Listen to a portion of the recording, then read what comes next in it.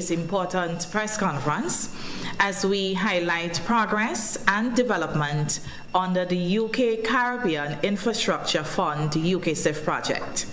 This is an initiative that continues to play a vital role in strengthening infrastructure, resilience, and sustainable development in Grenada.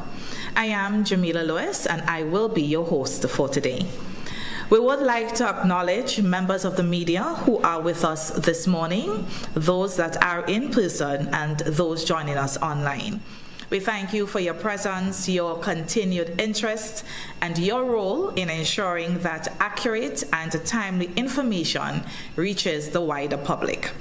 We also recognize those that are joining us via the various platforms that are carrying this program live.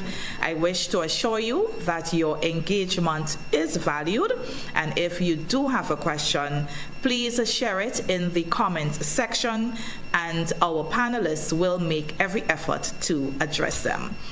Today's press conference provides an opportunity to not only share updates, but to reaffirm our commitment to transparency, collaboration, and long-term impact. The UKCIF project represents a strategic partnership focused on delivering tangible benefits to communities, improving planning processes, and sustainable growth. We are pleased to be joined this morning by two key representatives who will provide insights into the project's objectives, implementation, forward directions, and we know you have a lot of questions as to the challenges that we have been experiencing in the South, particularly with the road. First, we have Mr. Wim Cox, who is the manager of NAWASA's Planning and Development Department. Mr. Cox's leadership and expertise have been central to guiding the development and framework of this project. We are also joined by Mr. Nigel John. Mr. John is the project coordinator for this project, who continues to oversee the coordination and execution of project activities and will speak to implementation, progress, and outcome. Gentlemen, thank you for joining us today, and we do thank you for the great work that you have been doing thus far to advancing this important initiative. The format for today's press conference will include remarks from our panelists, followed by an opportunity for members of the media to ask their question. Once again, thank you and welcome to this press conference, and I now invite Mr. Wim Cox to open with remarks. Mr. Cox.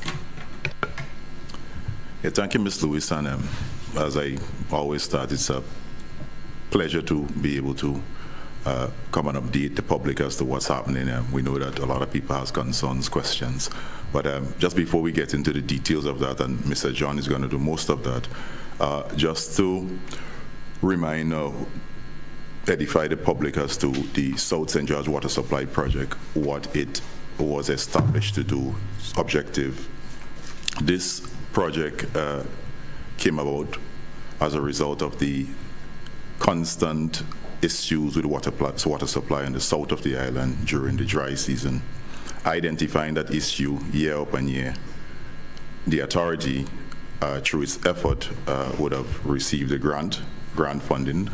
It's a collaborative effort, Government of Grenada and the United Kingdom Infrastructure Fund.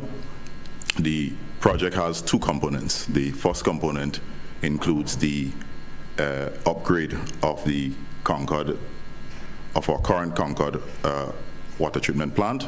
The plant currently does just about 600,000 gallons per day. We're augmenting that to 1.2 million gallons per day. In addition to that, we're going to be adding 700,000 gallons of water storage at Molinier, because of course storage is a key factor in our operations. The Concord infrastructure now stops at the Melville Street area just in front of Ariza. So the second component of the project, component 2, now includes the expansion of that line, or the extension of that line from that area, from Sandal Tunnel all the way to Sandals in the south. Now, some key considerations. This project has been in implementation for the last 6 years thereabout. a lot of issues. COVID-19 would have created challenges and would have brought us to this juncture where we were at implementation. The fund has an expiry date. That terminal disbursement date is March 2026. As a result, the project has to be accelerated to be able to accomplish the implementation within the time.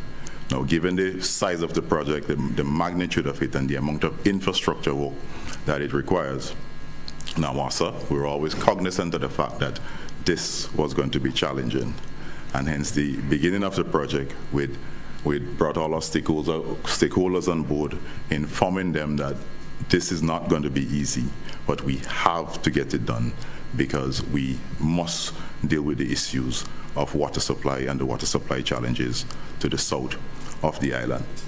The project commenced the physical implementation in about July of last year, and we have been on the ground since with the implementation. The lot 1 to date is about 50% completed, whereas the lot 2, a bit more advanced, is about 65% completed and ongoing. The details, as I say, I'll leave for Engineer John to get into where we're at and some of the additional on-the-ground challenges that we have been facing and how we've been mitigating them to date.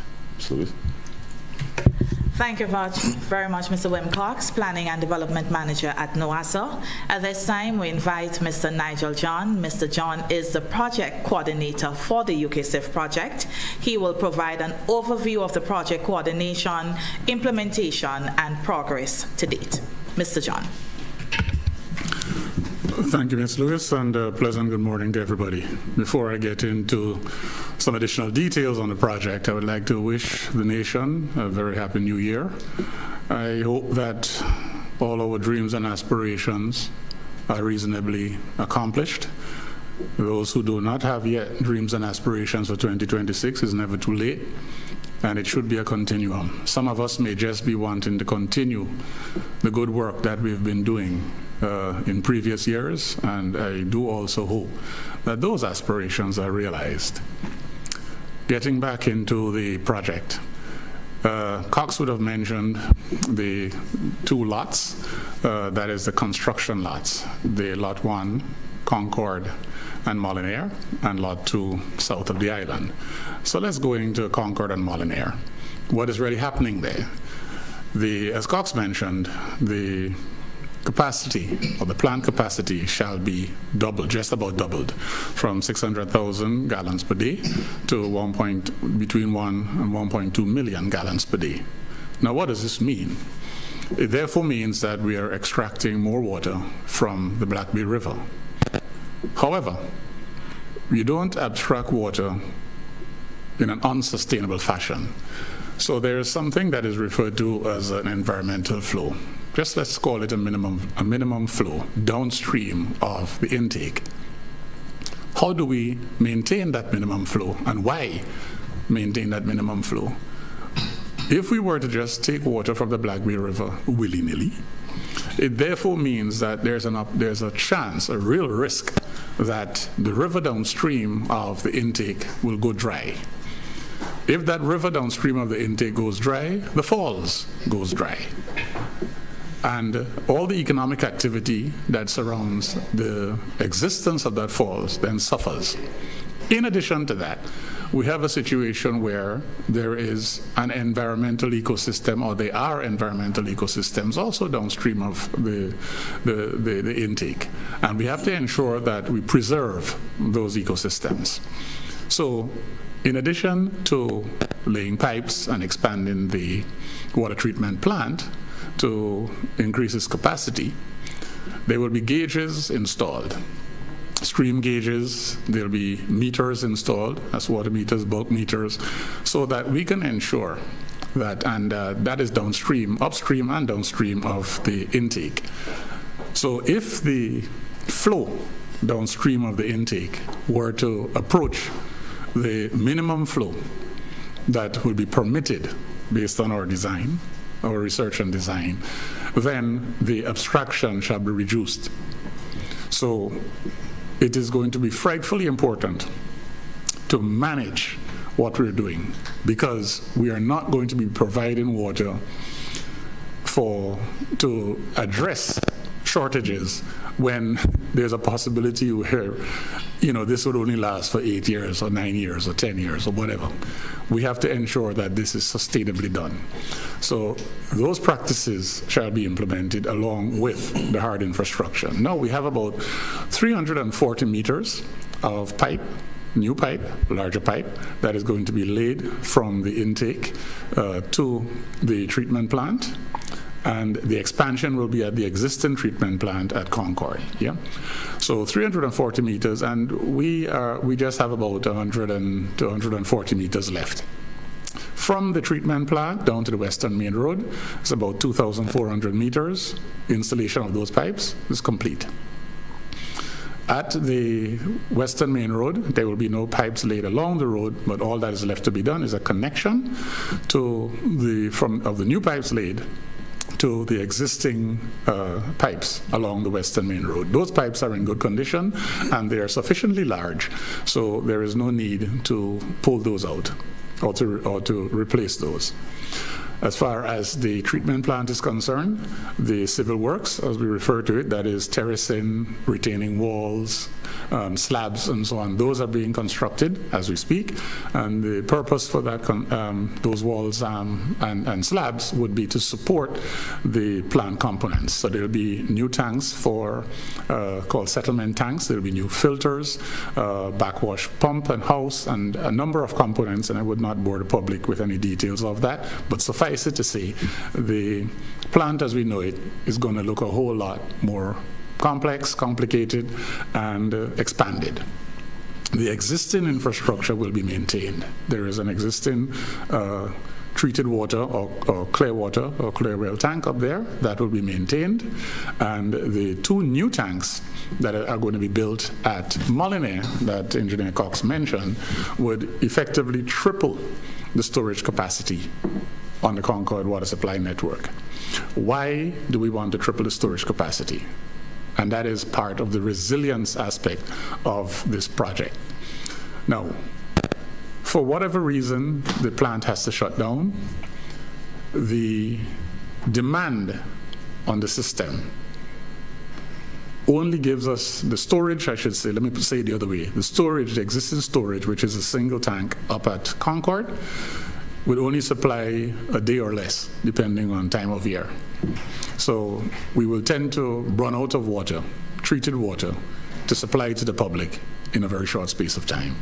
By tripling the storage, it increases the resilience in that if there is any reason for shutdown, there is more storage in the network to supply to customers. Yeah? So we are well on the way, and as Mr. Cox would have mentioned, Engineer Cox mentioned, we're about 50% complete with that and accelerating fast. As it relates to, just to jump back on the pipes themselves, the pressure testing shall commence shortly in the section of pipe already laid. They will be done in stages, the testing will be done in stages. And once that testing is complete, then the permanent road reinstatement, that is the paving, shall then proceed immediately thereafter. Right now, the trenches have been backfilled and compacted, but we will not proceed with any paving until the pressure testing is complete. Notwithstanding what I've said, you would recognize that the traffic going up on the Concord Village Road is unimpeded. The tourism operators or the operators within the tourism sector taking tours and so on up to the falls, they are continuing to do so unimpeded. And that's where we are with Lot 1. With respect to Lot 2, that is in the south from Sendell Tunnel, just in front of Ariza, or the entrance to the cruise port, the cruise terminal, right at the base of the steps to the hospital, through Sendell Tunnel and all the way down to the south. There are two bits of it. We have water supply water transmission lines, that is treated water for potable water for use, and a sewage component. Let's start with the sewage, because that is concentrated only within St. George's. It is not just along, like the pipes would only go along through the tunnel, Mountain Street, the Wharf Road, Port Highway, and down. The new sewage pipes, or the sewer pipes, shall be installed in several inner streets within St. George's. I'm not going to list all of them, but we have Green Street, we have H.A. Blaze Street, we have Hughes Street, Mountain, the Wharf Road, and so on. We have a little change because Engineer Cox would have mentioned the need to accelerate. The initial scope would have been to remove existing sewer pipes and install new sewer pipes. That is going to take some unnecessarily long periods of time. The new approach, new pipes are going to be laid parallel to the old system, and then there'll be a switchover. So we'll be saving time and other resources in having to remove existing pipes. Those pipes, or that older system, will just simply be condemned. In addition to the new sewer pipes, which should have a larger capacity, and of course newer. Some of those existing pipes are over 80 years old, approaching 100 years old. Some of them are clay pipes at some odd sizes that it makes it extremely difficult to connect to them, because newer pipes and fittings and so on simply don't carry those diameters. There'll be 2 lift stations that will be upgraded. One lift station is right next to the Lotto building by the hard courts on the Wharf Road, Carnage. So that little building, if you are walking off the Wharf Road to go through the courts or to go to Lotto, just before there's a little building on your right-hand side, and that is actually one of the lift stations. That will be upgraded by having newer, higher capacity and more efficient pumps and new genset installed. The second lift station is right where the northern end of the project I mentioned, at the base of the steps to the hospital. That little blue building there, that is also a lift station, a sewer lift station, and that would also be upgraded similarly. Yeah? Good. Now, as it relates to the transmission lines, those will just be following, that's water transmission lines, those will just be following the main roads, again, through Sendell Tunnel, Mountain Street, the Wharf Road, Port Highway, Kirani James Boulevard, and following the main road all the way down to end just at around Sandals Resort and the southern tip. If we go any further than that, we're in Trinidad. Now, where are we with those works? We are except for a small section for those who know Points Lane, there's a little road that takes you to ATC, and you can go to the Rubis Terminal and so on down there. From there, going down to the end near Sandals, that still needs to be laid. Other than that, pipes have been laid all the way from Points Lane to just past the Grand Anse Post Office coming north. We then, along the little stretch from the Foliage to the Pandy Junction or Belmont traffic lights, we have from that section going, and we're now with the pipes laid to just about the Foodland on Kirani James Boulevard. So we're well underway with that and accelerating. However, we did have, and I think the public is well aware, and you could see it, some challenges with respect to road reinstatement. Why has the road, first of all, not been reinstated immediately after laying the pipes? And that is because pressure testing must be done before the permanent road reinstatement is done. Why do we need to do it in this order? And this is because if there are any leaks, perchance, by any leaks, and we would have done permanent road reinstatement, it means that we'll have to dig through the pavement, the new pavement, to one, identify exactly where the leak is, and two, to repair those leaks. The nature of the leak may mean that an entire section of road, of pavement, new pavement, would need to be dug up. It may not just be a situation where you just dig a small hole in one area and you're able to fix it. Notwithstanding that sequence that I mentioned, we have been moving more slowly with the permanent reinstatement than we had hoped. And there are a multitude of reasons for that I don't necessarily need to get into detail. However, we recognize that this has been a challenge, and we're moving swiftly. From the very first, as the year started, or just before the end of last year, we had a series of consultations, meetings from the project team, contractors, financiers, and so on. And we started very early in this year also. And the good news is that we believe we have come up with a solution to the challenges, or solutions to the challenges. And we would realize that last night, starting last night, from the food fair traffic lights moving north, the permanent road reinstatement has actually recommenced. So paving has been done from the traffic lights coming. It's about 600 meters or so. Was done 200 meters, done last night, about 660 feet from just by the redone gas station. Not sure what that is. I didn't do it. The redone gas station next to Galleria Mall, all the way up to just about the entrance to go into the beach by Esther's, by the vendors market, so it doesn't sound like I'm advertising for Esther's. All right.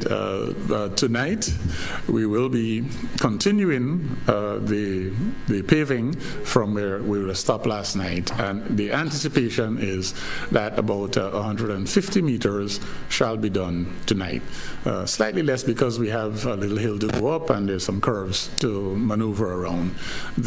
Last night, the work that was done was basically on a straight stretch of road, and it's easier when you're moving on a straight stretch even for the rollers and so on. So it's anticipated, based on what the contractor and the supervising engineering consultants have advised me this morning, that about 150 should be done tonight. We will be continuing the road reinstatement all the way up to just past Sandals, and then we would just past Silver Sands. And why this area? The pressure testing has already been successfully done. We will then be moving to the section from Excel Plaza. We do have a bit of paving from the Sugar Mill roundabout to Excel Plaza that had been already pressure tested, and successfully so that was paved. From Excel down to Wall Street has also been pressure tested, and successfully so. And the paving will then commence from the Excel Plaza coming down. The current discussions with the contractor is to bring on another team to proceed with that permanent road reinstatement, the pavement from Excel going down to Wall Street, even before we complete the permanent paving to past Silver Sands, where the pressure testing has already been done. We're in the process of finalizing the pressure testing from Wall Street to the food fair traffic lights, and once that we'll get the green light, then we would continue and pave that section and then join, and this I know many of us, including myself, looking forward to this, to join across the intersection at the traffic light, because that little depression there is really slowing traffic down, especially when persons need to get out of the Montu Road and turn onto the Grand Nance Main Road. It is slowly done, and we find persons being stuck across the light. So based on my conversations with the supervising engineer this morning, we'll be looking to swiftly join that small area, because you would actually notice there's a little area, a little gap in between where the trenches go from the traffic lights north and from the traffic lights south, and there's something called a junction box that is going to be located, and the contractor will be moving swiftly to install that, and about 2 lengths of pipe or so that needs to go in.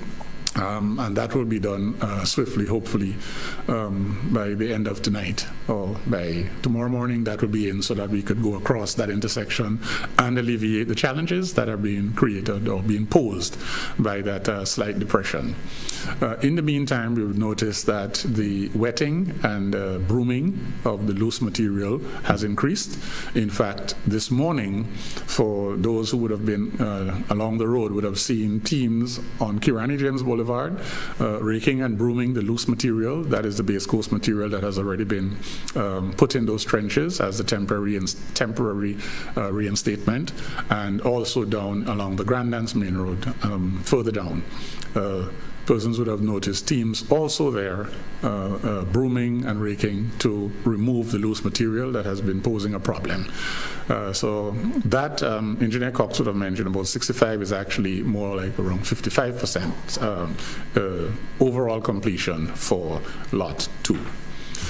Before I hand back over to Ms. Lewis, I wanted to mention this project is not just about hard engineering works.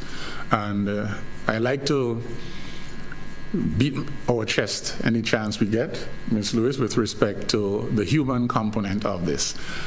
What human component? It's not just the provision of job opportunities during construction, but within the Black Bay River catchment, we have a farming community. And this project is partnering with the Rural Development Unit and the Climate Smart Agriculture and Rural Enterprise Project, SIAP, to bring livelihood support to farmers within the area. So those farmers would come from the Concord catchment itself, the Black Bay catchment, as well as adjoining or adjacent communities such as Brooklyn and Cotomele and so on. And there are farmers operating within the catchment, even above the intake within the Black Bay River catchment. If farming is done in an unsustainable manner, we can have things like erosion happening that would cause a reduction in water quality in the river, which then could present challenges for abstraction and treatment and getting clean water to the population. However, that intervention of capacity building with the farmers is not just from the point of view of having cleaner water or less turbid or muddied water to treat. And how do we know this? Because there would have been a certain amount of money allocated in this project to do that. However, after Hurricane Beryl displaced so many of the farmers and their livelihoods had been threatened, the allocation for capacity building was increased several-fold. And part of that increase is literally to include for livelihood support to the farming community within the Black Bay River catchment. So how do we do this? Part of this would be including delivery of training. Training has already been delivered in December, in fact, December 1st and December 10th. There were 2 sessions on sustainable land management practices, very successfully undertaken. It's being done, the technical work and on-the-ground work is actually being done by the SIAP program. This project, through NAWASA, is delivering the financial support and overall oversight and reporting. On today, in fact, as we speak, in fact, right now, the SIAP team partners would be up at Concord, at the church, the first church when you're going up the Concord Village Road, distributing what they refer to as inputs. So there's plant materials and that sort of thing that is being delivered to the farmers so that they can plant out. There'll be tree crops, short crops of various types, depending on the slopes they're on and what their particular expertise or interest is. SIAP is not doing it alone as a government agency. SIAP is under RDU, the Rural Development Unit, which is under the Ministry of Economic Development. But the Ministry of Agriculture is also on board and assisting with the technical expertise and the provision of the plant material to the farmers. There also would be equipment that will be distributed to farmers. And there will be some additional climate smart agricultural techniques that would be delivered to the farmers so that they're also, the way they conduct farming, they would improve their own resilience and reduce things like soil loss and crop loss in the event of any sort of severe climatic activity or impact going forward. And I would like to give a shout out to our partners at UKCIF, of course, Dr. Stephen Fetcher, the heads the RDU unit, and we have Kenley Edwards, Shifra Forsyth, Michelle John, and those are who are you don't see them on these press conferences, but I think they must be acknowledged because they're doing excellent work. And the last report from the Sustainable Land Management Practices sessions, the farmers themselves, after doing their own assessment, they basically have most of what they had to say was, as far as the usefulness of the sessions, extremely useful and useful. There were no farmers who thought that the intervention was a waste of time. So thank you to all of our partners. Ms. Lewis? Thank you very much, Mr. Nigel John. Nigel indeed provided a comprehensive update on the UKCIF project. I think we are at that stage that I think we're most interested in. We do have members of the media that are present with us today. So we would move to what I would consider the media segment of this press conference. We do know that there are media houses that are online. So in the order, we will get the questions first from the media houses that are present in person, and then we would move online and get those that are online. So we do have Kalistra Faria, and we also have a representative from the MTV. So indicate who's going first, and we will. Okay, so Kalistra, we invite you at this time. Good morning and thank you and Happy New Year to everybody. Nigel, my New Year wish was to stop paying $40 to my car wash guy so often. So since you started the repaving, I think things are looking good for my New Year wishes so far. I have a few questions. I want to know currently, in terms of the sewage, because that's a component, what is happening to sewage at the moment? It goes through the lines and so on. Where does it go? The sewage goes through, Engineer John would have pointed out that we have this lift station, one on the Caranage. The other one is at the... Yeah, no, I don't know what a lift station is. Oh, sorry, my apologies. I just assumed that you understand what a lift station is. So how the sewer work, the sewer is collected from homes into the lines, and it's gravitated to some low points. Now, Grenada, based on its topography, doesn't allow for it to be gravity, for the process to flow through gravity all the way to the outfall, right? So the sewage, we have two sewage network, the south and the central. The central is in town, and the south takes care of sewage in the entire Grandans and so. So the process is simple. Sewage is collected from the house, runs into the lines, it flows to the lower areas. At the lower areas, we have pump stations, lift stations, yeah? Because again, it can go uphill, so lift stations transferred to the locations where it can be disseminated to our outfall. To your what? Our outfalls. So what's that? So the outfall. So we have two outfalls, and unfortunately, so is one of the things that NAWASA is embarking on as we speak. Designs and so have already been completed for treatment, to sewage treatment plants. So as it stands now, our sewage goes directly into the sea. Say it. Yeah. Mm-hmm. Right. Mm-hmm. Okay, so before you go back, just to clarify for listeners and viewers, this is pumped in subsea pipes, far out. So we don't have a situation where it is just discharged on the beach or just off the coastline. This is fairly typical for many territories. And it was basically what was done just about everywhere historically. When it goes far out, the mixing right, sea currents and so on will disperse so that it becomes safer because the concentrations will be less. And I like to mention to people the fish, including whales, a blue whale that is 30 meters long, you know what they do. So, so it was fairly normal. The reason why we have to move towards treatment now is because it's other stuff, yeah, that can be harmful to the environment that now finds its way into our sewage.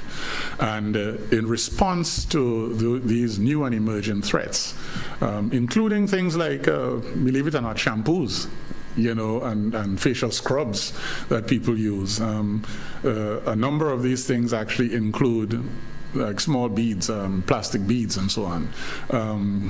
So these new and emerging threats as far as the types of chemicals and the types of items that find their way, it is no longer appropriate to just discharge into the sea, notwithstanding the fact it's discharged far from shore. So when Engineer Cox mentioned that NAWASA is in the process of doing the designs, it is in recognition of what constitutes sewage in this more modern time, and the designs or the treatment facilities, just like we have treatment plants for water, they will then very soon be treatment plants for the sewage, and those will be designed in having cognizance of what the composition of sewage in a more modern time. So I just wanted to make that point. Thanks. And Mr. Cox, can you tell me how far out, how many years away are we from actually having sewer treatment, or months away? When can we begin to not dump our sewage in the sea? Yeah, well, I wouldn't want to commit myself, but with the designs completed, one of the other challenges that are funding it, and collectively the government agreeing with NAWASA, we're looking at financing options. Hopefully those come into being in 2026. And again, I don't want to commit myself, but understanding the gravity of the situation is something that NAWASA is taking seriously. So I would hope that by this year and next year, we can have those treatment facilities up and running. Okay. Let's talk about the water component of it now. How much of the South's water came from Concord, Black Bay, the Black Bay catchment in the South in the past, before this comes online? What percentage of the water fed to the South? None, yeah. Okay. As I'd mentioned, the Concord supply stops now at Melville Street. So the town of St. George benefits from Concord water. Stops here. Okay, and I know the South does the borehole, like a combination of things. I think I remember that happens in the South.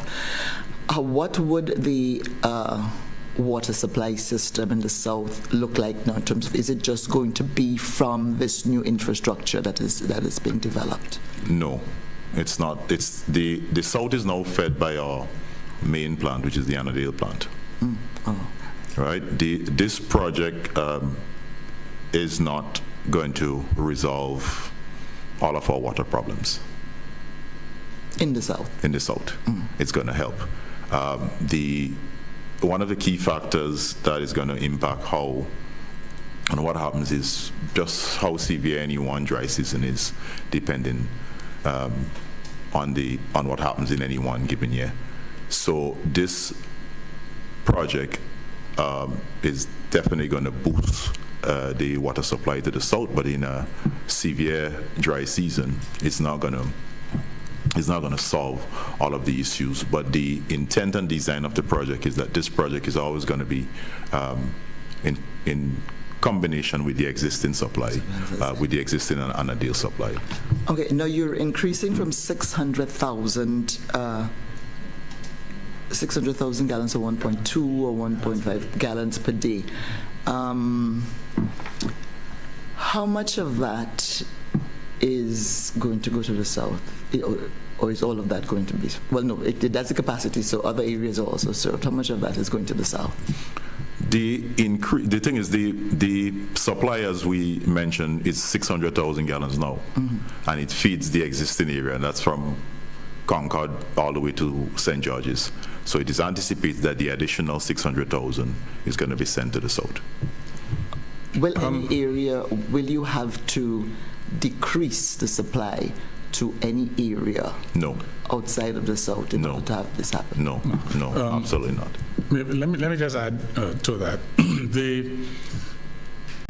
Remember when I would have mentioned earlier that along the Western Main Road, there'll be no new pipes laid, no new infrastructure.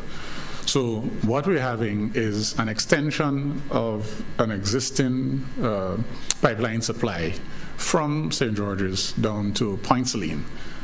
It is not a new pipeline that is going to be parallel, where we are going to be diverting a measured quantity of water for any particular part of Grenada. What we are doing is recognizing that there are shortfalls, especially in drier months of the year. So we are increasing the volume of water being put into the network whilst extending the reach of the network. In addition, in the more formal sense, if you look at how the project is designed, it is actually being linked to the Annandale water supply. We have different water supply networks in Grenada. I can't remember how many total. I don't think it's relevant, but maybe somebody who's doing a school project could ask NAWASA one day, right, and write an essay about it. But there are different water supply networks. And so the Annandale, the area fed from Annandale is referred to as the Annandale Water Supply Network, and then we have the Concord Water Supply Network. The two will be interlinked to create what will then be referred to as a Southern Water Supply Network. And they will augment each other because our little island, main island of Grenada, has something like 6 or 7 rainfall zones. So there are times when I think we all, those of us who spend long enough in Grenada know this. You could literally be driving down St. Paul's, for instance, and it's busy raining, and then you drive out of it. Or on a different day, you are, driving somewhere and you drive into rain because we do not have the same, it's not a homogeneous distribution of rainfall. So there are times when Annandale has surplus and there are times when Concord may have surplus. By joining the two, you also get to share resources, to put it bluntly. In addition, this project design is meant to augment and complement other infrastructure development works happening in Grenada.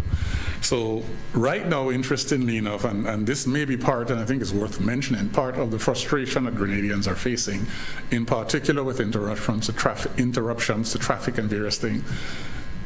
Arguably the two largest single water supply infrastructure development works in our history happening same time. So we have the G Cruise, which is even larger.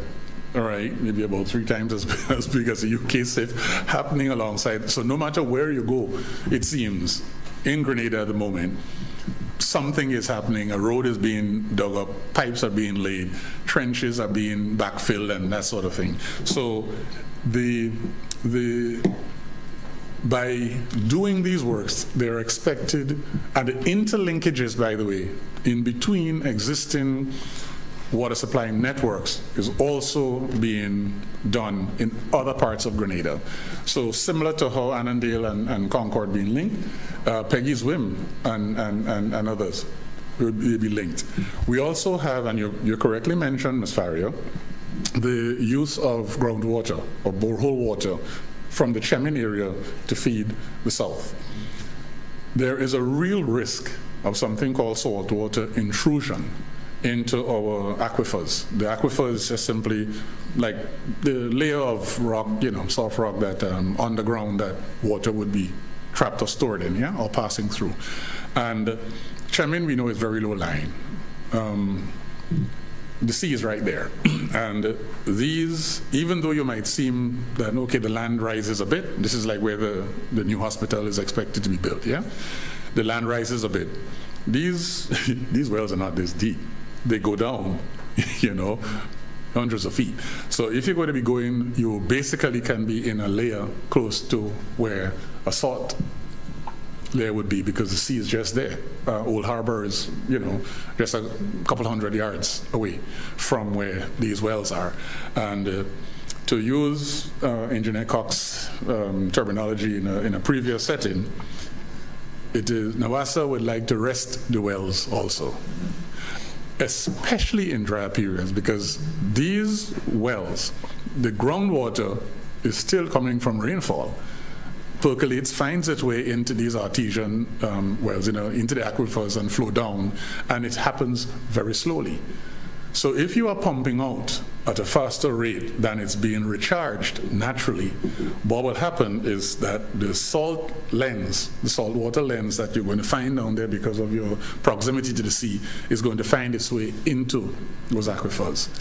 And it is very difficult to undo that sort of condition. So by having to rely less on the bore water, which is a good thing, because then the bore water usage can come in as more of emergency supply and that sort of thing, rather than a constant source of the water. Is it road repair or road reconstruction? Because I think we all appreciate those are two different things. Road reconstruction involves drainage and sidewalks and a whole lot of things, Engineer John. So are we just repairing the mess we made? Sorry, not the mess we made. We are repairing the necessary mess we made. It's interesting. You add one word and it sounds different. So we actually refer to it as road reinstatement in the project. Because it's a pipeline project, it's not a road project. But once you interrupt the road, you then have to, or you interfere with the road, you then have to reinstate. And the intention is to reinstate to what it was before. I mean, clearly, we've had our rough areas, so where you reinstate will be nice and smooth. Why do we need to do this? It's simply because the carriageway, the corridor, where we drive or walk, there's private lands, very close. In fact, we know the road. There's some properties where the last step down from the private property steps onto the road, onto the carriageway. Yeah. In some areas, including just south of the Belmont traffic lights themselves, you have the sidewalk, and in private land, shop on the other side. There's a retaining wall. Mm-hmm. So you don't have corridors for utilities in Grenada, most of Grenada. You don't have easements for utilities, as they're referred to. As a result, even fiber for the communications and so on, the fiber optic cables are laid on the road, under the road. Yeah. So once we have to dig up, then we will reinstate. However, a separate project is currently underway under the Ministry of Infrastructure, which will be dealing with road reconstruction, which would include digging up the existing asphalt, milling it, as they call, which is like crushing it up, laying it back down, compacting, and actually having new service. So, and it's a good question, because I believe because there has been some talk in the public domain about the road reconstruction, and there are instances where listeners would hear the issue about road reinstatement and road reconstruction in the same public domain, on the same media, and thinking it's actually the same thing. But it's not. So after we're out, you would see another project, and that would be dealing with general road, as I said, the drains, the sidewalks, the collapsing sidewalks in some areas. That project is dealing with all of that and smoothing out the entire carriageway. That project is from Point Saline coming up to town, and then from the Sugar Mill roundabout going across to link with the Cliff Road under construction in Woodlands.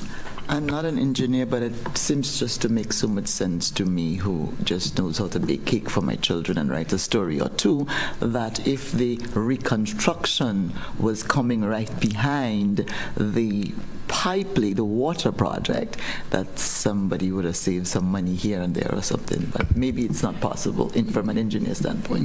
It is possible from an engineering standpoint. It's a timing issue.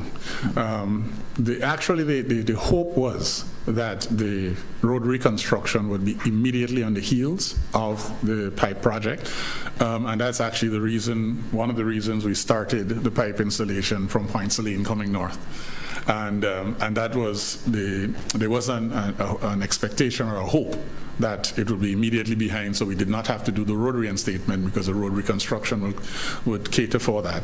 But given that there's going to be a few months of a gap in between, we couldn't leave the road in the state because there are health and safety issues, that we must consider, and your $40 every 2 days, and so on. So, and we also have had issues where there's some soft areas, especially when the rains were coming pretty heavily, and you know what November is like, where vehicles actually sank into some areas, and there was some undercarriage damage and that sort of thing. So we could not allow and cannot allow the condition to remain until the road reinstatement project moves forward. Okay, my final questions. Thank you for the indulgence, Ms. Lewis. My final question, we talked about the farmers upstream from the catchment and all that is being done, and you talked about mitigation that would deal with soil erosion and so on. Can you talk to me about the use of chemicals? Because farmers use a lot of chemicals in farming, including Gramaxone still. Is there any possibility that these chemicals can get into the water supply? Would the treatment facility deal with those things, or have measures been taken to prevent such things from happening? I will go first and then let Engineer Cox. As far as the intervention with SIAP, part of the sustainable land management practices and climate smart agricultural techniques addresses the issue of use of chemicals. Is part of the intervention with SIAP, because some of these chemicals, quite frankly, also have deleterious effects.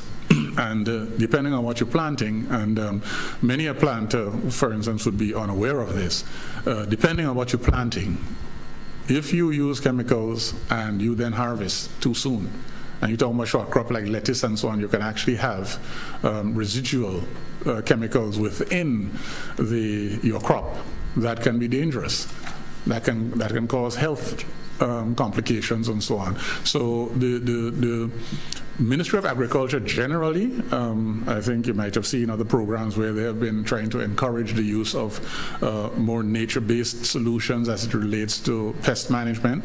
I know this is nothing to do with the project, but it's something worth researching for the public. But I remember where, I can't remember, there was a type of insect that was being distributed where those is like how the mealybug was treated using the wasp, for instance, and they would have been, encouraging the use of more natural approaches in farm management rather than the use of chemicals, Gramaxone and those things. As it relates to the capacity of the plant, the treatment process that we normally employ, and this plant is going to be a rapid sun treatment plant, will definitely eliminate the chance of any chemicals and so that is getting into the water, and our disinfection methods also aids that. But in addition to that, we are consistently testing what leaves our plant, just to ensure. Daily testing what leaves all of our plants to ensure that what comes to to our customers, to the residents of Grenada, is properly treated water, clean treated water.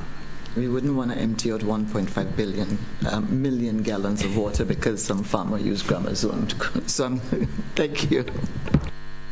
All right, thank you very much, Callistra. I don't know if there are any other questions from the media. Okay, so can you identify your name? I know you are with MTV, so identify your name and we're gonna go forward with your question. Good morning. I am Lily Pascal, and I'm a news reporter for MTV. I have, Ms. Faria, you aided me very kindly. I, however, have a question for Mr. Cox. I know that you explained the disposal procedure of the lift, the phase 2 lift at the Sendal Tunnel area. I'm not very versed with it, but we've had, how compact is it? And the reason I asked, we've had several reports coming in about an unpleasant scent coming from that area, and it's believed to be from an ongoing sewage project. Can you comment on that? Yeah, I can comment on that. We've been having some issues with the sewage disposal in the St. George's area in recent time, with some blockages happening at the outfall. We have gotten some temporary relief, but on and off the problem reoccurs. We are in the process of implementing some permanent solutions, some additional, one of which includes the installation of an additional pipeline out into the ocean. And I saw Ms. Lewis mentioning, somebody asking a question about how far out is the outfall. The outfall in St. George's stretches beyond 500 meters out, and the one in Point Celine is a bit longer than that, about 600 or 700 meters out. Yeah, so that's again, there are times when we have the blockage on the system that might be some unpleasant smell in the area, but it's not something that we keep silent. Whenever it happens, the communication teams normally put out a circular saying that, hey, we have a blockage, there are some issues here, refrain from, for the marine environment, refrain from the area, because we're having challenges with the outfall, as it were. Mm-hmm. Any more questions, lady? You have another question, Callistra? No, I was just thinking that for the purpose, it's far if I have to walk, but I mean, for it's far. It seems like. But I have been told by people that there's a drain that goes off into the Carenage right next to the same little the facility that you spoke of earlier, and one on the beach in the Mount Cinnamon area down there, just a little up from Flamboyant and those places there, where I was told that those drains actually carry sewage. Is that correct? No, that is not correct. If those drains are carrying sewage, it would be if we have some major issues with there is a lift station in that area, just in the vicinity of the trade center. So no, the answer is no. Those drains don't carry sewer. There is a lift station in that area. How the network connects, we go from lift station 1 to 2 to 3 to 4, and then out to the outfall. Yeah. Yeah. Mm-hmm. Yeah. Well, Engineer John just points out that when it gets to that trade center area, it's lifted up to a manhole that sits just above Excel Plaza, and then it's gravitated down the Morris Bishop Highway into a pump station 4, and then it goes out to the Point Celine outfall. Mm-hmm. Yes. Yeah, yeah. Mm-hmm. I think Lily has another question. You can go ahead. Bus operators in the South St. George area has been complaining with regards to inaccessibility to the bus stops. They believe that the equipments used for the expansion are stored there. Is that so, and what steps are you guys taking to mitigate that? Yes, this is something that we had noticed ourselves and has engaged a contractor with getting more suitable staging areas and storage areas not just from the being able to access the bus stops, but for buses, but also pedestrians going, because there's some areas that there were gravels and so on, and persons were slipping. So these are all part of the health and safety issues that we were mentioning, because once you can't pull in safely, it means that you create some traffic interruption, potential for accident. And if you're going to have, so there's before, for instance, the one by Wall Street, opposite Netherlands kind of thing, or Gittins, we would have noticed what had happened so far is some of the material was pushed a little more to like the north part of the lay-by until such a time where it can be moved out completely to a more appropriate staging area. So this is a work in progress, moving everything out from the bus stops. Yeah. But just to add to that, we appreciate the concern about the inconvenience, but just to advise the bus association, this is the project is a temporary endeavor, and we've identified that there are going to be challenges, there are going to be inconveniences. I saw where the excavator is parked in Belmont.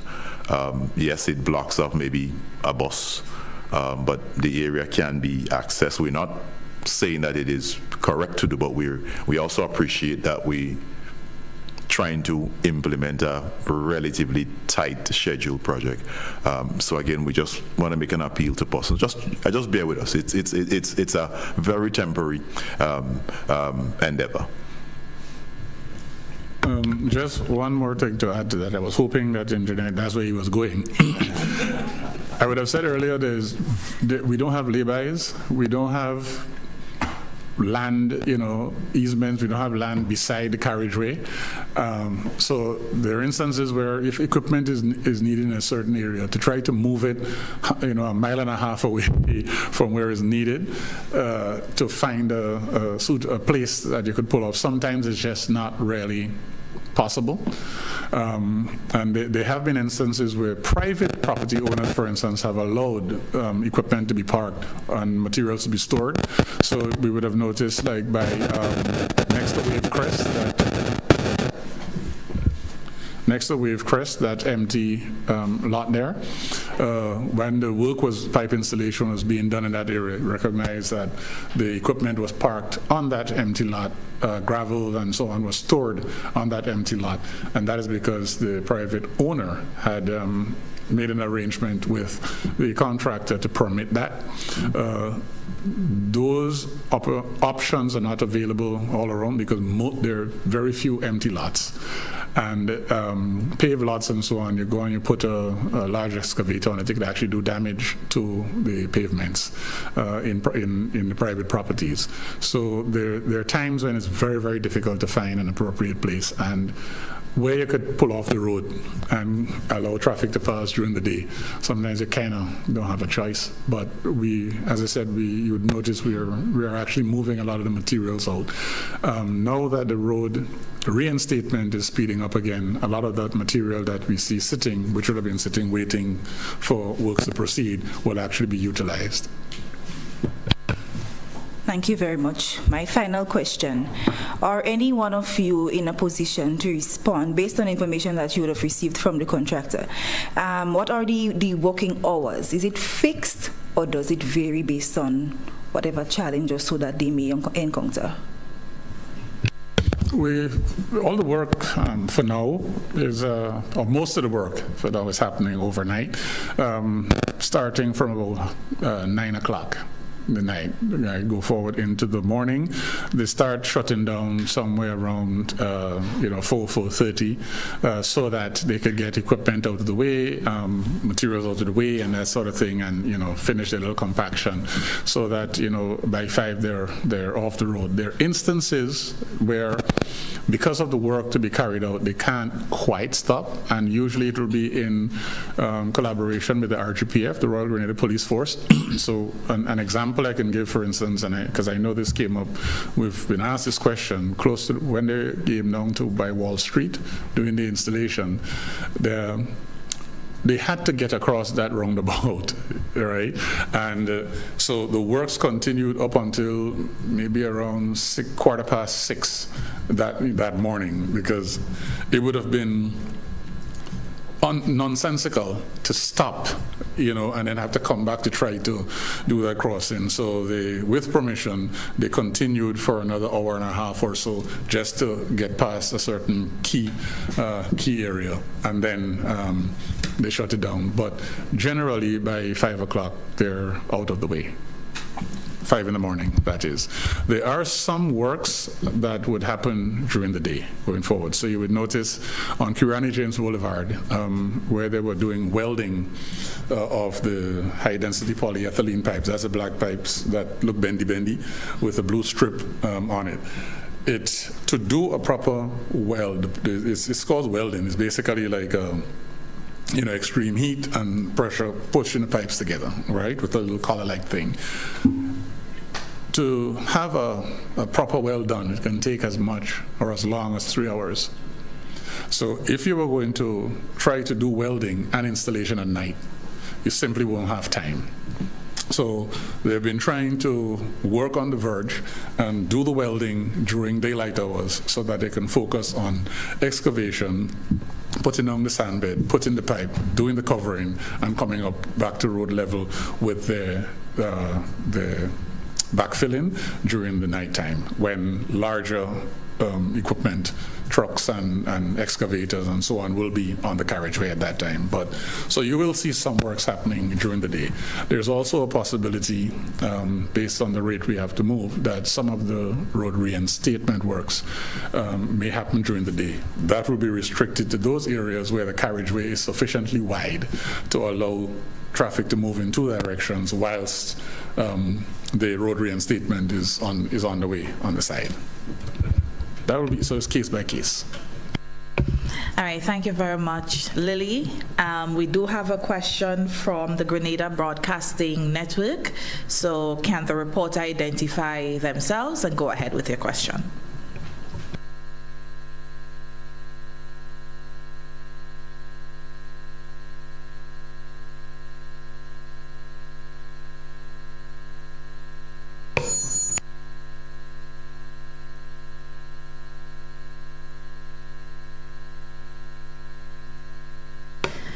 GBN, are you there?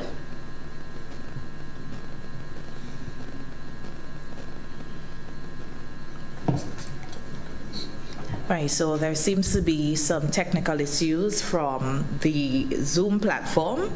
We're going to make a final attempt. Grenada Broadcasting Network.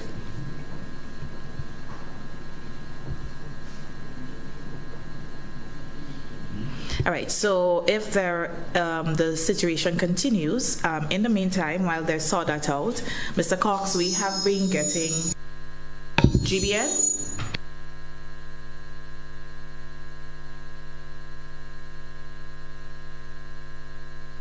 All right, so if you're having challenge, you can type your question in the chat on the Zoom platform, and I will ask the team for you, or we're going to circle back. Mr. Cox, we have been getting questions as it relates to the Seven Sisters project, because of course there have been some not challenges, I should say. There have been works along the road project.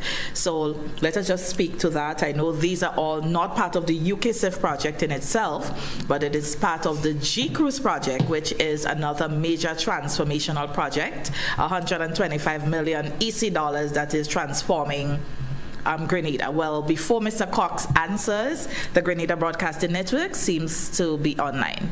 GBN.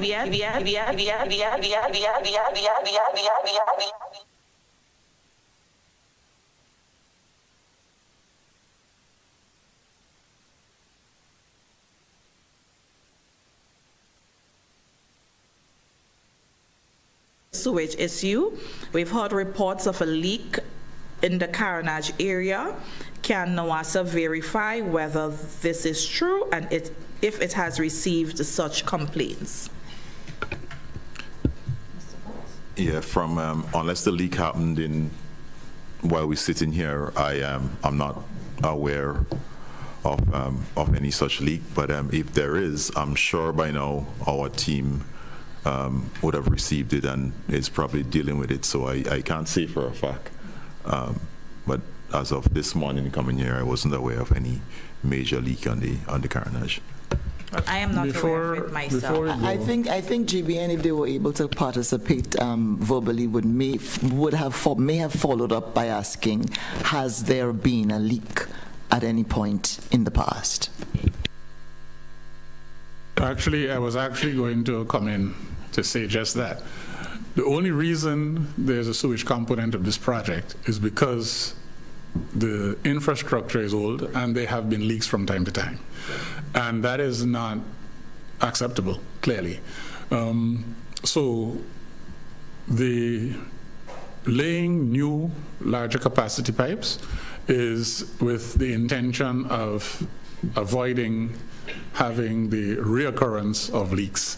In addition to leaks in pipes, there have been instances where because of the capacity constraints as it relates to the carrying capacity of the existing pipes, there have been instances where they had been bubbling up at manholes, sewer manholes. The most recent I can think of was close to courts in that area. Hubbard's, well, yeah, close to Hubbard's Court, Young Street, yeah? And the bubbling up in that area. And this is why we need to increase the capacity, have newer pipes, because it's not just the bore or the diameter of the pipes themselves, but over time, when you're talking about some of these pipes over 80 years, approaching 100 years, there is, buildup also.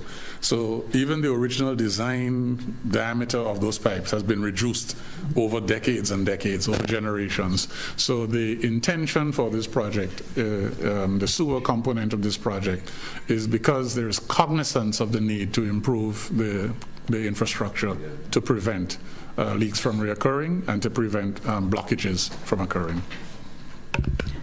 All right. Thank you very much, Mr. John. And I do know, I've been in discussions with the police a lot of times because they usually get a lot of reports from the traffic wardens, especially in the courts area. And whenever there is a high tide, you would always see the more bubbling up of those manholes along that area. Mr. Cox, we're going back to the Seven Sisters project. I know it is not under the UKCIF project, but it is a transformational project. And I think many people in the Les Avocats water system, PTA tanks water system, looking forward to the transformation that will come under this project. And I also know that in the not too distant future, we will be doing a major work along the Bolio Main Road. So let's talk to that as well.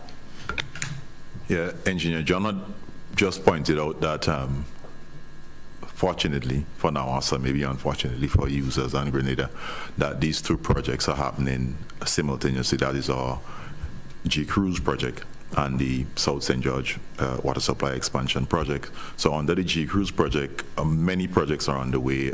You'd have seen excavations on the Calibini Main Road. Well, we had our issues and challenges on the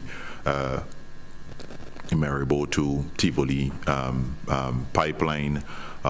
You're now seeing that excavation happening in the Granitang area, which is the Seven Sisters project that Ms. Lewis is referring to. That project is a project that is aimed to augment the water supply on the eastern side of the island, where we normally have quite a bit of challenges during the dry season. So that project would see the installation of a pump station in the Adelphi area and having water transferred over 1910 and down through the mountains of the Granitang onto our Les Avocats, onto our Les Avocats plant. That project is well underway. We're at about 60% completed. Most of the pipelines has already been laid. The pump station is 90% completed, I would say, and we are currently installing the infrastructure within the Granitang rainforest, and that is going relatively slow because most of the excavation is done manually by hand. Clearly, we are cognizant of the fact that equipment in the forest can, can impact the forest negatively. So most of that pipe installation is done by hand. One of the other outstanding projects that is yet to commence, and again, that is going to create quite a bit of traffic disturbance. We have our Vendome line that runs along the Bolio main road is in a state of disrepair. A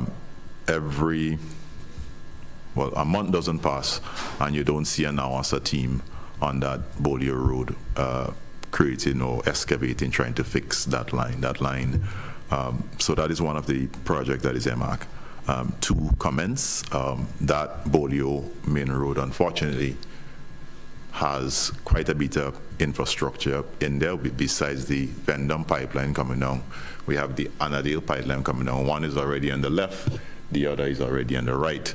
So it means, therefore, that the new infrastructure is clearly going to be somewhat left central coming down. But again, we've already looked at it, assessed it, spoken with the RGPF, and they're going to be looking at alternative routes, one-way traffic. Cognizant of it, we are going to be doing walks mainly after the rush hour, just to ensure that persons could get to St. George's freely. But that is the next project that is to start. We anticipate that starting within another week or two.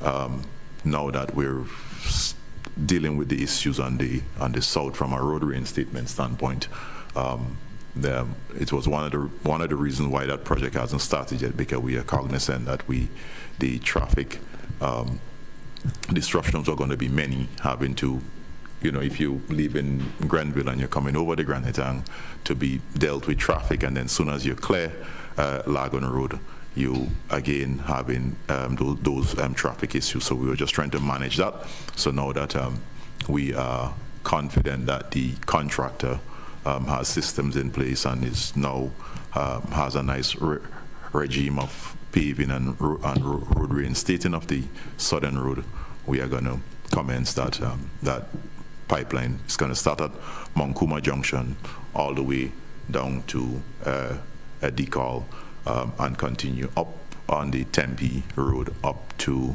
Hills of Eyes, and then onto a new tank that we have that's called the Chantilly tank. All right, thank you very much, Mr. Wim Cox, Planning and Development Manager at NAWASA. I don't think we have any more questions. Oh, Callistra has another question. Okay, so it is a Lily and Callistra question, so go right ahead. Okay, she'll let me go for ask it.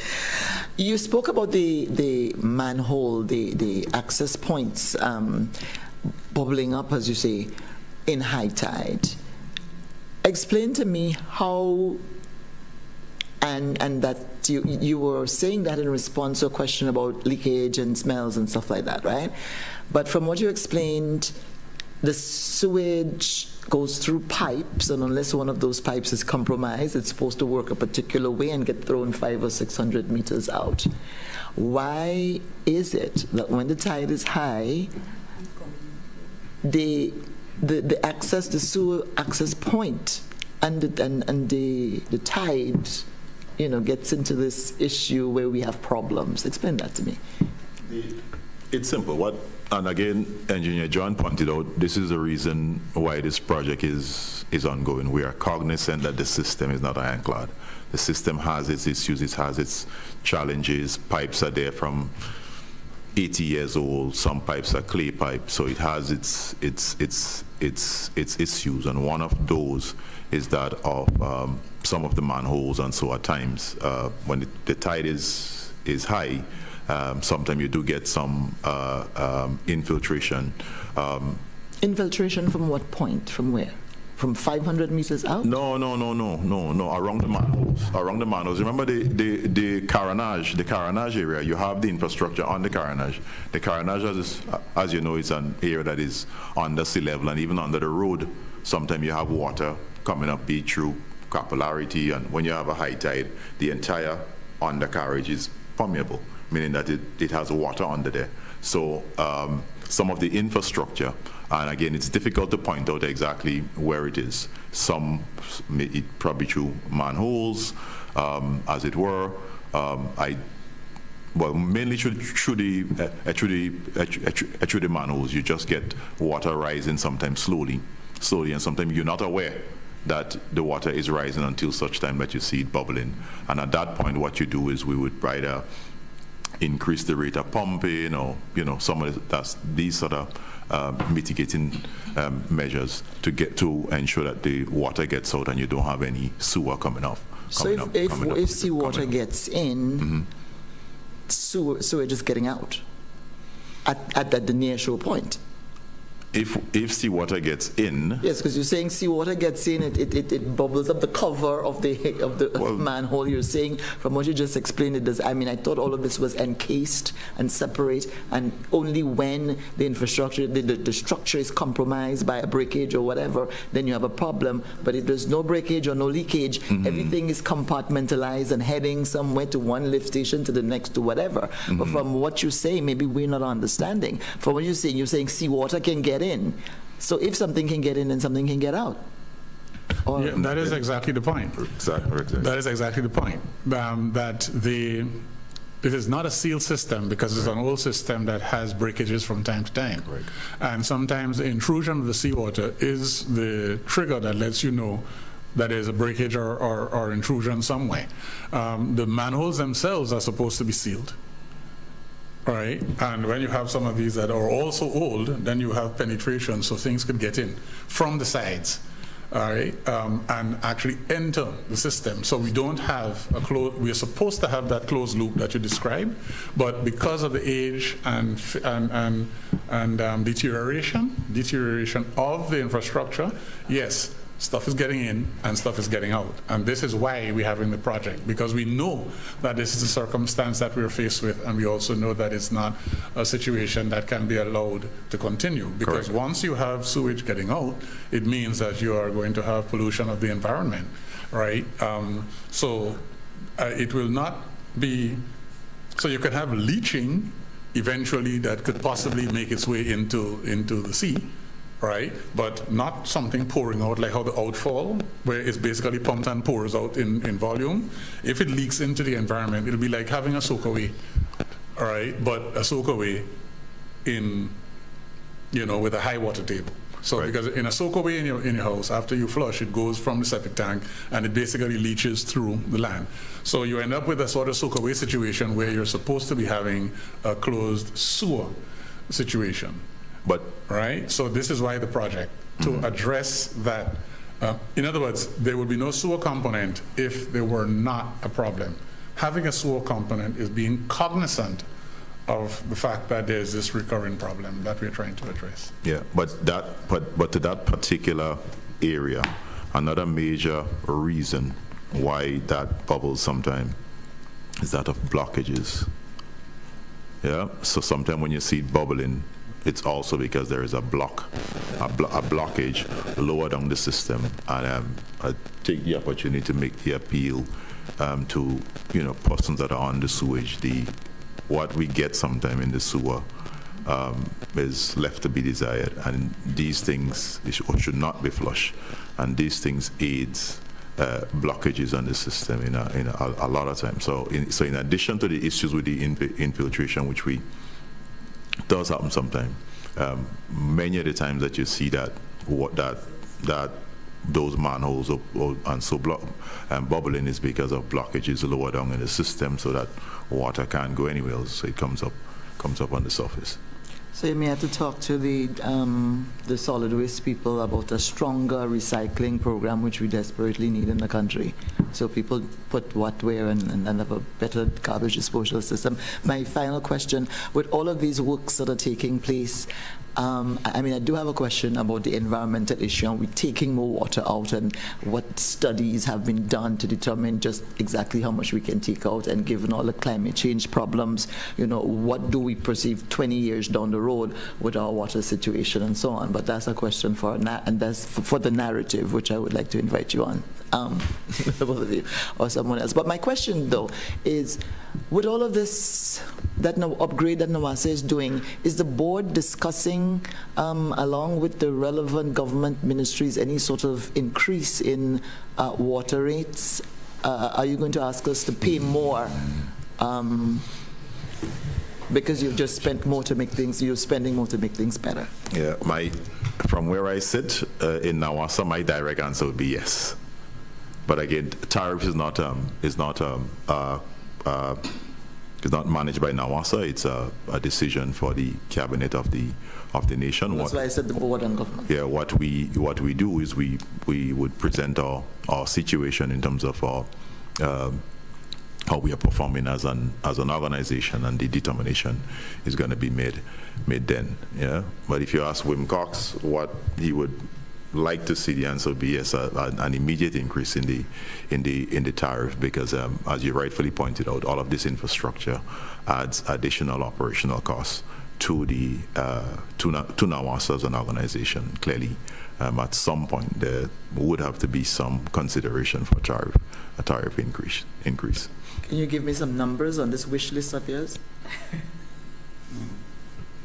Not just no, yeah. I don't know why the engineer felt he had to try to run from the news conference. You know how much? I want to answer the question, though. You said it's for a different conversation, but it isn't, and it's relevant to this with respect to... Oh, actually, no, I had earlier clock hinted at it, but it might have been missed. And we did set the design included for what should be, that is what I was talking about when I spoke about the environmental flow. The minimum flow downstream, so there was actually research done and consideration given. And we're putting in the gauges, we're putting in the stream gauges and so on, upstream and downstream, is to ensure that we can measure what we take as well as measure what's left. And if it is that we have, for instance, a drier season, and we recognize that the flow downstream, that we have to be at least that downstream, we are approaching that, we reduce the intake. So this the abstraction. So when I mentioned that we increase in the capacity, it does not mean that NAWASA is going to automatically just take 1.2 million gallons per day if you cannot take. So that the capacity of the plant would be that. And this is forward-looking, yes, as it relates to what projected demand is expected to be. This is based on a projection that NAWASA will do based on studies and also with its partners, but it's also going to be influenced by the development trajectory. If, for instance, we continue in Grenada to just do everything down south, and we end up bottom heavy, we are already bottom heavy, we are going to have a problem, because the largest demand on NAWASA's supply right now is the south of the island. No resources are in the south, or sources are in the south of the island. So we always have to take from somewhere else and get to the south. Our topography does not allow us to transmit in Grenada very far. So there's this constant requirement to pump up and down. If you were to go to the parish of St. Mark, they probably have enough water in the parish of St. Mark alone to feed everybody in Grenada. But there's nothing in the parish of St. Mark that really requires a lot of water. So where the resources exist as far as water resources and where the resources required, there is a mismatch. And part of how we can alleviate that is if in our national development planning, we were to spread out the development. So we see some hotels moving to St. David, for instance. It's a good thing. Can we move further up and that sort of thing? Can we have industry elsewhere? And that would assist with the cost of getting water to where water is needed, so that NAWASA has less concern with respect to the design of appropriate tariff. Well, you mentioned St. Mark and you see my face change, but then you said good things. So we will take we'll take the development and we will utilize our abundant and high quality water for economic development in the parish, but we will please beg, don't take our water and give it to the south. I would stand in the middle of the Western Maid Road and protest. Well, on this note, we're going to say we're wrapping up. That's where we bring an official end to this press conference. I would say it has been a wonderful an hour and a half. It was very informative. We say a special thank you to Mr. Nigel John, Project Coordinator for the UKCIF project, Mr. Wim Cox, who is the Planning and Development Manager at NAWASA. We cannot end with us saying thanks to Callistra and Lily. You all made our press conference what it is, giving information to the public. We do appreciate, and of course the Grenada Broadcasting Network. You did have a challenge with coming online, but you were able to ask your question. I also want to end by saying a special thank you to the Commissioner and members of the Royal Grenada Police Force. Over the past press conferences, they have always sitting with us. Today, they're not here, but without their support with their traffic management plan, we would not have been able to execute so much of the projects under the UKCIF project, not only UKCIF, but also the G-Cruise project as well, and NAWASA's CAPEX. We'd also like to end by acknowledging that we had some challenges with the road reinstatement in the south. We've all experienced it. Nigel always says, you know, he traverses 3 and 4 times in a day, and I travel sometimes, and we do have our problems. But as of last night, we've started the road reinstatement. More efforts will be done tonight. We ask for the public's understanding. We ask for your patience. We ask for your cooperation. All of this is for the betterment of Grenada. And on behalf of the entire team at NAWASA, we want to say a special thank you for your understanding. We would also want to acknowledge the team at the Government Information Service. I want to say a special hail out to Neela, ATN Press Secretary, for working along with me to coordinate this press conference. The team at GIS had to switch from one location to another location to be here, but it has been a wonderful hour and a half. So that's where we wrap up this morning's press conference. Thank you to all our stakeholders. Thank you to our teams. Thank you for all that are working to ensure that this UKCIF project and all of the projects being implemented by NAWASA is successful. On behalf of all of us, have a wonderful day and enjoy your weekend. Happy New Year once again.